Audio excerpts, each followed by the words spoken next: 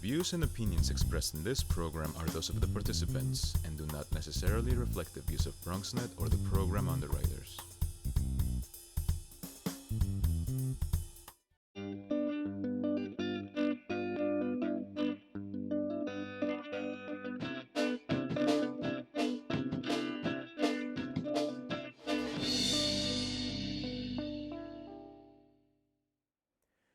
Welcome, good people of the Bronx and beyond. My name is Henry Ovalles, and I'm your host for Life in Art.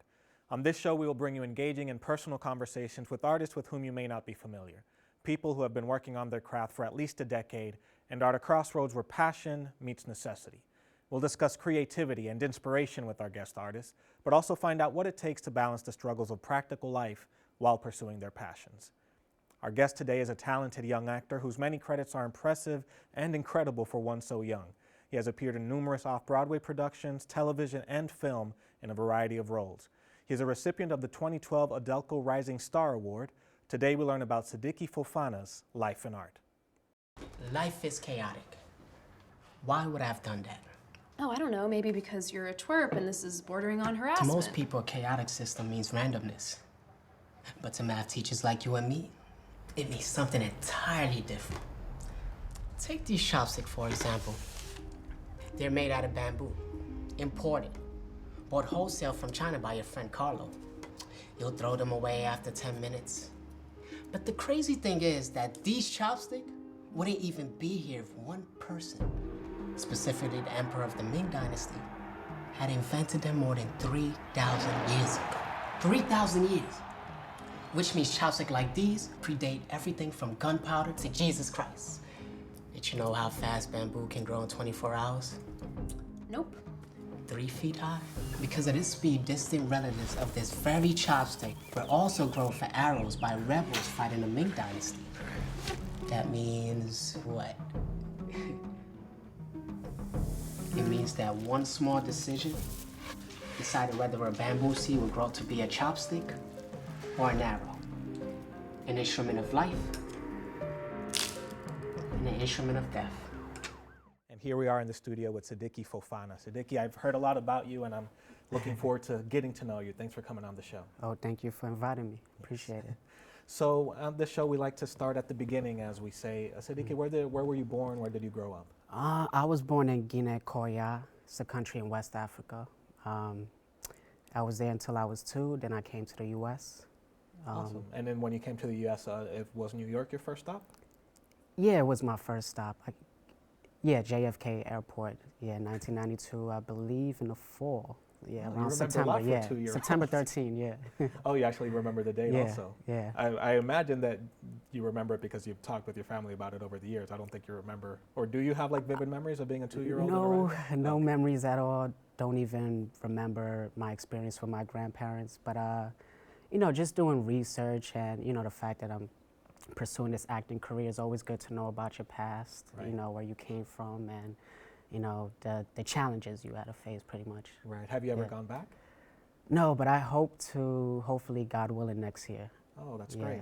Yeah. And talk to me a little bit about your family life. Do you have any siblings, brothers, sisters? Yeah, my mom has 4 kids. I'm the oldest. Okay. I have 2 sisters, one little brother. He's the youngest. And we've, it's been a challenge being the first child, but right.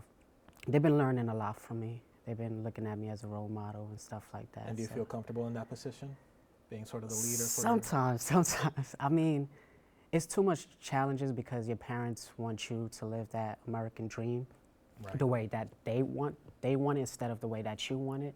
So that's always a challenge. And sometimes I wish I was the middle child so I can have someone to look up to for advice and to mentor me. But yeah. I mean, it's okay for now. You gotta go with what you got. And what's the situation with your parents? Are they together or? No, it's just my mom. So your mom. Okay. So I really didn't have a good relationship with my father growing up. So I see. Everything has been mostly my mother. Right. Yeah. Do you communicate with your father still, or no? Not so much. No. Okay. Last time was probably 2004. I see. Yeah. So basically, when you came to New York, to the United States, was it just with your mother, or was it both your parents? My father was already here by the time we came. I see. My mom bought me, you know, because we had so many challenges back home. I mean, like, you know, hospitals and medical conditions back there is not as strong as it is in the U.S. So not only did they want a better path for me, but, you know, just to make sure my health was on point, make sure that I went to the right schools. Education is very important to my family. Right. So it's not very stable back home. So I believe they made the best choice Right. by bringing me. But at that time, my father was already here, and I had a good relationship with him because I was very young. But as I grew older, it kind of like That shifted a little bit. shifted. Yeah. So the rest of your brothers and sisters were born here in the United Yeah, States? I was the only one that was born there. Got Yeah, it. you know. And with your family, your parents or your brothers and sisters, do any of them have any artistic tendencies? My sister, it's funny because my sister wanted to be an actor before me. You know, I Really? remember in high school, I was like, acting, that's whack, you know, because I was all into basketball. Okay. That was actually my first passion. But as I left high school, I started, you know, like, wow, I can express all these emotions. I can do all these characters. And, you know, the journey has been beautiful being an artist. So my sister wanted to be an actress first, you know, and then she kind of gave up on it. And I picked it up down the line, which was funny knowing that I hated it. Right, know, you used to but, get yeah. on her about it. Yeah, yeah. That's funny.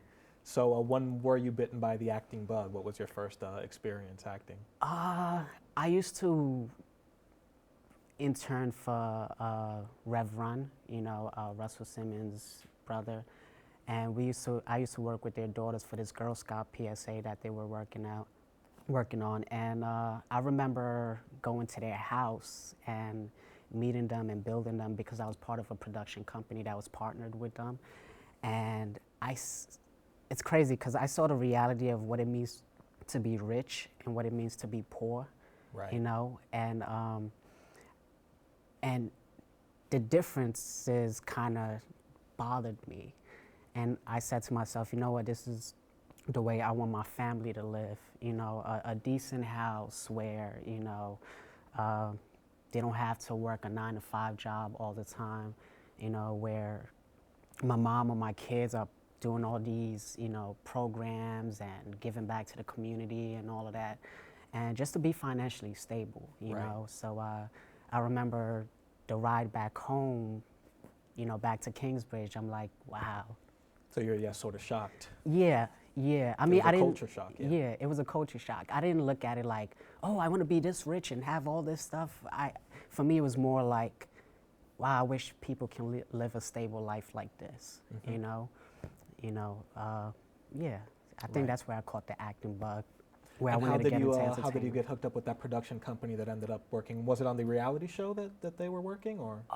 The Girl Scout PSA wasn't really part of their reality show. I mean, it was mentioned a couple of times, but it was outside of that. I see. But the way I got partnered up was because my senior year in high school, I had so many credits that all I needed was one more to graduate.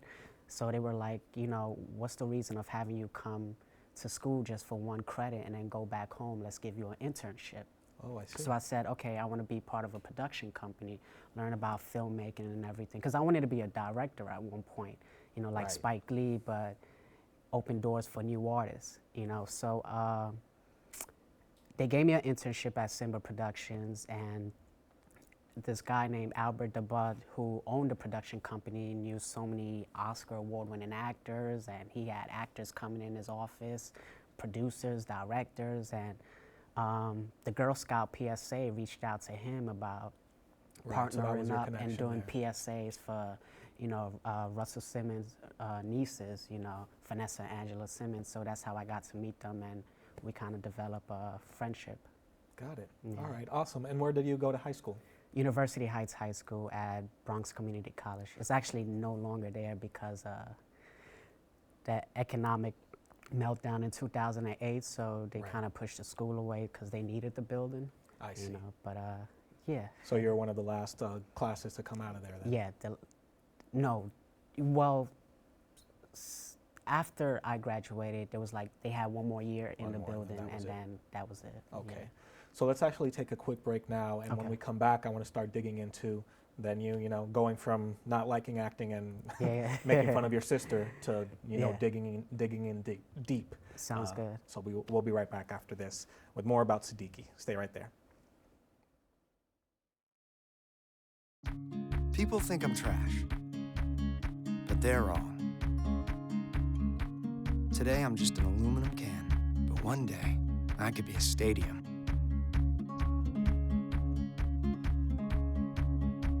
I already knew that I was gonna go to college, you know, from a young age.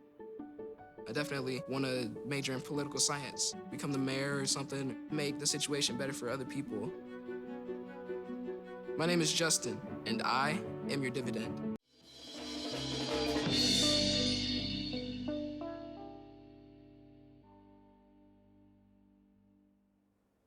Welcome back to A Life in Art. We're here with performer Sidiki Fofana.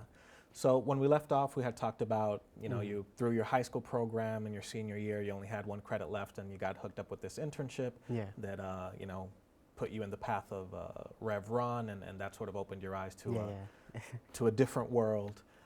So then what happens after that? When do you decide that it's not behind the scenes that you want to be, that you want to, you know, start acting and digging into that? Yeah, it wasn't until an actor named Herman Chavez walked into the production company I was at Simba Productions, and one of my coworkers was like, hey, I hear you want to get into acting, you should definitely partner up with Herman Chavez, great actor, he teaches privately. So I connected with Herman Chavez, and we had like a bond, a great friendship that went really far. So he kind of took me in, and he would tutor me in his house. At the time I wasn't financially stable, so he was able to like work with me. And he just worked on scripts from episodics to, you know, film, independent films to, you know, cold reading sides, and we worked on improvisations and different techniques. Right, so he basically was your acting mentor, teacher, friend. Yeah, it started with him, and we would go like hours. I'm talking 8, 9, 10 hours just, you know, going hard on the scenes. Right, you so know. you were very passionate even at that point starting out that you could, you know, withstand 8, 9 hours of acting every day. Very passionate, and I was very consistent too. You know, I'm one of those, if there's something I see in you that I feel like you can mentor me and mold me and craft me to something better, you know, be a better person, I gravitate towards you. And I'm someone that don't let distractions, you know, move me away from what I'm trying to pursue. So Herman was really intrigued by that. You know, this actor from the Bronx, no credit on his resume, and he just wants to learn, you know. And he's done a lot of things on Law and Order and, you know, Blue Bloods and all these TV shows. So I was really inspired by him, and he really took me in. Right, and he showed you that it was possible. Yeah, Right. exactly. So then, what is your first acting gig? Was it theater? Was it film? It was theater, and I'm glad it was theater, because theater really, it's a challenge, you know. It's like taking another acting class, because you're going months in a rehearsal room and you're pounding it and pounding it and pounding it. And I was in a play called Nowhere in America, and another play called To Know, Know Me. And it was part of Keen Teens. It was like 28 actors from New York City, part of this 10-minute plays. And Very cool. the way I got into the second play, To Know, Know Me, is because an actor dropped out last minute, and I had a week to memorize a whole bunch of lines, and I did. And I realized how serious I was about the craft, you know, serious about this passion. And the fact that I have an outlet to be me, Right. you know, inspired me to keep pushing forward. That's a trial by fire to have just 1 week for Yeah, for it one was of your, challenging. I was one nervous. Of your first gigs, yeah. And I'm sure the cast, you know, came in and supported you, and because you came into that ship that was already sailing, but it was a get collaboration, so they had to support me, just the same way I had to support them, because Right. you know, without that kind of support, you know, the visual you're trying to sell starts to collapse. Absolutely. You know. So then, when do you transition from theater into your first film or TV role? My first film came from a workshop I was doing with a couple of actors. It was called Diligent Actors Workshop, and we met like, I think, every weekend, and we worked on our craft. So it was like actors helping other actors work on their craft. It wasn't like no directors, producers. And one of the actors was like, hey, I got a short film that I'm doing. I would definitely like to recommend you for one of the lead characters. And he did. And it's interesting you asked me about the question, because one of the main actors in that film just passed away recently from cancer. I'm sorry to hear that. And it was tough for me because he was one of those actors that's like, you know, he's in his 40s and he's like, you got this, you're young, you know, stay on the right path, you know, continue to be an artist. Don't chase the whole celebrity and fame, just be an artist, you know, because you're telling the story of people, you know, it's a gift from God, you know, so that's where I started getting into filming, and I loved it, and I saw the difference between film and theater, you know, it was totally different. Do you have a preference towards one medium or the other? No, I mean with theater, I love it so much because you're in the moment. Not saying that in film and television you're not in the moment, but the fact that the audience is in front of you, Right. you It's know, real time, and you're yeah. putting them through this whole emotional ride, you know, and you can see some of them relate when they're in the audience and they're like, I hate you, da da da da da, you know, because they relate to it. They relate Right. to it, you know. It's You've like done I your said, job when they say, I hate you. yeah, you know, if they hate you, they If you're like playing that you, character, or yeah. after the show they say, hey, are you really like that in person? You know, with film and television, I like it because you can reach a larger audience than in theater. Theater, it depends on who comes to see it. Right. That's the only people that, you know, end up seeing it. With film and television, it spreads into festivals, or it goes to theater, or it goes to certain outlets where Yeah, much wider you reach. Yeah, yeah, exactly. Right. So then tell me, as you continue, you know, your career, then all of a sudden in 2012, you win the Adelco Rising Star Award. How did Yeah. that feel, and how did that come to be? It was great. 2012 was actually a turning point into my career. My grandfather passed away that year, and I was gonna call him to tell him about the award, but it was kind of too late. The Adelco Award, for most people who don't know, it's like the Tony Awards, but for African American actors. And I received it for a play I did called Children of Killers, where I was one of the leads, and you know, we got great reviews from the New York Times, Daily News, New York Post. Like, it just went, you know. And Grace Jones, the president of Adelco, came one night and she saw the show, and she didn't tell me this until the award ceremony. She said, I never go to watch plays and go, oh, he's my favorite actor, she's my favorite actor, but this kid was so good that I could not take my eyes off him, you know. And she told me that, you know, she knew that was my moment to receive that award. And my name was already creating a buzz around the theater circuit and film circuit.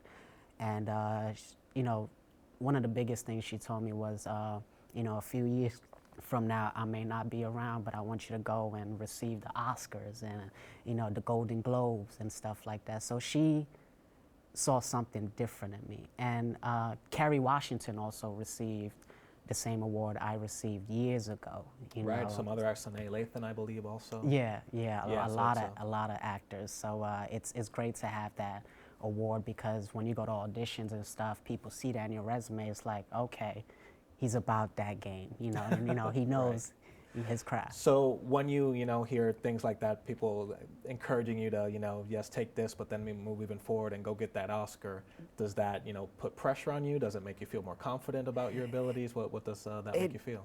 It doesn't I mean, after I won that award, there was a lot of pressure on me, because people were like, you know, hey, I'm gonna book you, you know, I'm gonna put you in my play, my film, da da da. There was a lot of pressure. I'll post on social media, and people like comment all the time, Right. you know, and you know, some of my friends were like promoting me as like this big actor. It got to a point I had to tell some of them, hey, you know.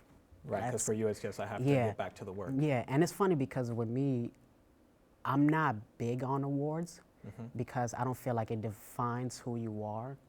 I feel like winning awards just like opens a whole new door for you, but it doesn't define what your legacy is gonna be, you know, because there's a Yes, go ahead. yeah, there's a lot of actors, you know, in this world that have not won a single award, but their career and their craft is just amazing, you know. But for some reason, I keep winning awards, Well, it's great to hear you say that, and and I relate to you and agree with you a lot with that. So I think that's a good moment for us to take our next break. And when we come back, let's discuss that a little bit more and talk about what's happening for you in the coming months and years, what's in your future. Sounds good. So don't go anywhere. We'll be back with more from Sidiki right after this break.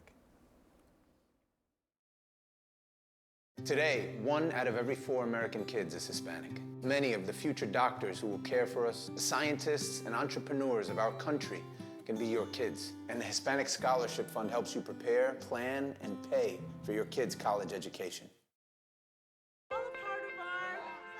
Teachers today are finding new ways to instill old lessons, proving that greatness can be found in everyday places and that you don't need to be famous to be unforgettable.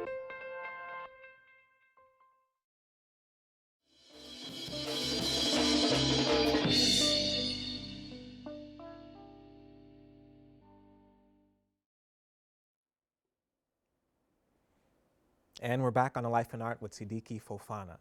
So yeah, as we left off our last segment, you were saying something that I just love as an actor myself, because yeah, so much, especially in the outside world, but even inside the industry, so much is made of awards, and I mean, they are great, and it's great to be recognized, especially by your peers. Yeah. But yeah, for the outside world, there's so many people that if you haven't won an award as an actor, if they haven't seen you on TV or in a commercial or in a film, they think that you're not really an actor. But there's so many great, talented, hungry people out there that are doing the work, that are really caring about the craft and the art and raising the art every day, and we don't necessarily hear about them. So you were saying that yeah, it's not all about the awards, it's about the work. So if you want to just elaborate a little bit on that. Yeah, I mean, it's if you can pursue this career and be about the craft, a mentor told me a quote. He said, if you create wealth in your art, the money will follow. So, I mean, if you're about the craft and the work and just finding ways to be a great artist, a great human being, a great storyteller, the money will come naturally. The fame, I don't think people should chase that. The awards, people shouldn't chase that because, you can't, it's hard to tell someone, hey, I should get an award. You should let that come naturally.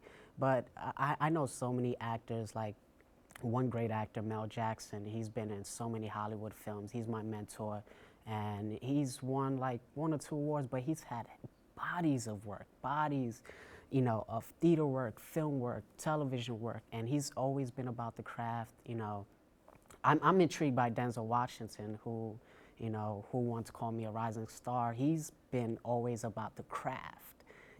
And even as great as he is, he's always finding ways to be better, and I'm intrigued by artists like that than someone who's trying to chase awards. And you can't, if you don't win an award, it doesn't say, you're not a great actor or whatever. I mean, let's say award ceremony has 5 awards, but 20 people get nominated. What are you gonna do? Right, and who knows how many people more even didn't get nominated. It's exactly. Yeah, they're out there doing the work. Yeah. Yeah, that's great. Yeah. So, Sidiki, if you don't mind me asking, how old are you? And you may not want to answer because in acting, there's typecasting, whatever. So it's up to you. But oh, I'm 26. 26, right? Yeah, but very youthful. No, yeah, very useful, but also in some ways an old soul, because just hearing you talk here, it's so inspiring to hear someone of your age and with the trajectory that you've had so far. Just looking to the future. So where do you think that that hopefulness comes from you, that positivity? Where does that stem from? I say from my mentors. I say from the actors I've been around who have a positive mindset, who also share the same journey that I'm sharing. I get it from my students that I teach a lot. They're always like, right, you were mentioning to me, so you're a teacher as well? Yeah, after school drama teacher. Right. Yeah. And where's that? PS9 in the Bronx. PS9 here in the Bronx. Yeah. Cool. Yeah, so these kids are like hopeful, they're energetic, they're full of inspiration, and I feel like those moments are the greatest thing about, being on the path to simplicity, enjoying those little moments. And even when I go through challenges, I use it to inspire me to be better. So I just have hope. I feel like if I be consistent and disciplined, those 2 things, I'll definitely get to where I want to be a couple of years from now. Got it. And talking about sort of being a mentor towards young people now and all of that. As I was researching, some of your things online, I ran into this sort of short piece. I'm not sure if it was a documentary, but a piece called Binder, where you talk about an experience where you had where a police officer. Would you mind sharing that with us? Yeah. I in my neighborhood, there's a lot of young kids, who always get into trouble a lot. So I was on my way to an acting class one day, and these two cops stopped me, because they were looking for somebody who probably was the same height, look as me, whatever. And they start questioning me, and they start pressing me. And I'm like, hey, man, I got to go to an acting class, da-da-da-da-da. And they were very forceful. So they open up my binder, and my binder, I have like my headshot, my resume, my New York Times reviews, like everything is in that binder, like it's almost like I'm carrying my legacy in that binder. So the cop opens it, he goes through my resume and stuff, and you can see everything starts to change. I go from a kid who can be a potential criminal to a kid who may be the mayor's son, Right. You can see the difference. I started joking around with my friends. I was like, okay, maybe my headshot and resume is my new constitution, because it helps me get by. So it just bothered me that I think they were really surprised to see a young African-American kid from the hood, Right. doing all this stuff. They weren't used to approaching someone like that. But it just bothered me how this one little thing in my book bag kind of changed. Yeah, I mean, on one hand, it's like, wow, my craft, me having my headshot and my New York Times review here is what sort of got me out of the situation, so you could feel good about that. Exactly. But on the other hand, it's like, wait a minute, what about everybody else that looks like me and exactly. is like me and It's that not, doesn't have that? Yeah. That's it's that's not fair fair for them. Yeah. Right. It's not fair for them. But it did bother me for a while. I'm sure that's wild. Yeah. So going forward, what projects do you have on the horizon? What do you see happening for yourself in the next months and years to come? I have a couple of plays and films that I'm doing. I'm actually got like 18 scripts right now that I have to be on point with. I'm working on a new film called Conjure, and it's starring me and Hassan Johnson from HBO's The Wire. It's supposed to be releasing later this year. I'm in a movie called Depth of Society, which won an HBO Short Film Award. And it was at Urban World Film Festival. I got a few I cannot say because of contract reasons, but in the next couple of weeks, I'm supposed to work with people like Tristan Wiles from The Wire. I'm supposed to work with Malik Yoba, and a whole bunch of actors. So you're keeping busy. Like name actors and actors on the rise, but a lot. And pretty soon they're going to be saying that they're working with you. Yeah, exactly. Yeah, it's really been a pleasure having you here, Sidiki. Thank you so much for coming on the show. Thank you. We wrap up here, just my last question is, if you had it to do over again, do you see yourself choosing another path, or are you happy with deciding to be an actor? I would stay with this path. Right. I would stay with this path. I mean, I'm telling the story of God's children, so no better way. I don't think there's no better way to finish this interview. Thanks so much. Exactly. Thank you. Seems we've run out of time, as always. Thanks to Sidiki for sharing his life and art with us. And thanks to all of you for joining us today. We want to encourage you to connect with us on social media. Visit us on Facebook and YouTube at A Life in Art, and Instagram and Twitter at A Life in Art TV. We'll be back with more stories from emerging artists when we return with A Life in Art.